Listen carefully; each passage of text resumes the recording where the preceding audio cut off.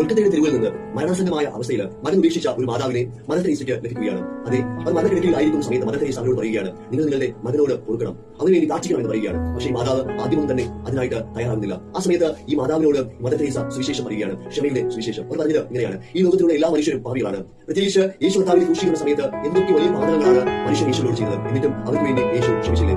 അതേ, ഇങ്ങനെ ക്ഷമയുടെ പാടുകളെ അവരോട് പറഞ്ഞപ്പോൾ ഈ മാതാവിന്റെ ഹൃദയത്തിന് ഒരു രൂപാന്തരം ഉണ്ടാവുകയും അവരുടെ മകന് വേണ്ടി പ്രാർത്ഥിക്കുകയാണ്, അവരുടെ മകന്റെ നന്മയ്ക്ക് വേണ്ടി പ്രാർത്ഥിക്കുകയാണ്. കണ്ണീരോടുകൂടി ഈ ലോകത്തോട് യാത്ര ചെയ്യുകയാണ്. അത് നമ്മുടെ ജീവിതത്തിലുള്ള ഓരോ തെറ്റുകളും അക്ഷന്തവ്യമായ തെറ്റുകളും ആണ്. അത് സ്വാഭാവികമായത് ആണ്. പക്ഷേ നമ്മുടെ ജീവിതങ്ങളിൽ നാം ക്രൂശിലേക്ക് നോക്കുമ്പോൾ, ക്രൂശിലെ കർത്താവായ യേശു ക്രിസ്തുവിന്റെ കണ്ണുകളിലേക്ക് നോക്കുമ്പോൾ ക്ഷമിക്കുവാനുള്ള വരം നമ്മുടെ ജീവിതത്തിൽ കടന്നു വരികയാണ്. അതേ, ഒരുപക്ഷെ ഒരു വ്യക്തിയോട് ഞാൻ നിങ്ങളും ക്ഷമിച്ചതുകൊണ്ട് നമുക്ക് കഴിഞ്ഞ നാളുകളിലെ തെറ്റുകളെ തിരുത്തുവാനായിട്ട് സാധിക്കുകയില്ല, കഴിഞ്ഞ നാളുകളിൽ ഉണ്ടായ ദുരന്തങ്ങളെ മാറ്റുവാനായിട്ട് സാധിക്കുകയില്ല. പിന്നെ എന്താണ് ക്ഷമിച്ചതുകൊണ്ടുള്ള ഗുണം? അതേ, നാം ഓരോരുത്തരും ക്ഷമിക്കുന്നത് നമ്മുടെ ഓരോരുത്തരുടെയും ഭാവിക്ക് വേണ്ടിയിട്ടാണ്. സമാധാനപൂർണ്ണമായ ശാന്തിപൂർണ്ണമായ ഭാവിക്ക് വേണ്ടിയിട്ടാണ് നാം ഓരോരുത്തരും ക്ഷമിക്കേണ്ടത്. ചുരുക്കി പറഞ്ഞാൽ നാം ഓരോരുത്തരും ക്ഷമിക്കേണ്ടത് നമ്മുടെ ഓരോരുത്തരും